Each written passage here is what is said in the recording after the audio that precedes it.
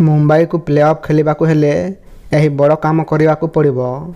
जदि एतिकी मैच हारी जाए मुंबई तेबे प्ले ऑफ रे पहुँचवा कष्टकर हो कौन रही पूरा समीकरण आसतु नजर पकाइबा।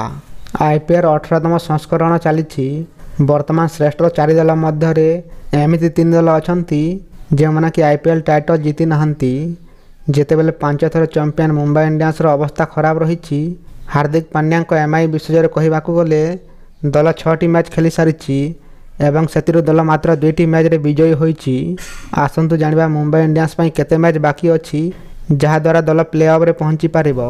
मुंबई इंडियंस एपर्यंत 8टी मैच बाकी अछि। एपर्यंत 6टी मैच खेलिबा परे सेमानकर 4 पॉइंट रही। जदि मुंबई प्ले ऑफ रे पहुँचवा कौन दल उपर निर्भर करने चाहूना तेबे ताकू अति कम 7टी मैच जीतवाक पड़ो।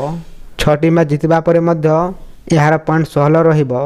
किंतु अन्य दल गुड़िक किपरि प्रदर्शन करेंगे ता उपर निर्भर करने पड़ो। जदि मुंबई इंडियंस 8टी मैच रू 3टी मैच हारी जाए तेबे प्ले ऑफ रे पहुँचवा सेमानकर पई बहुत कष्टकर हो।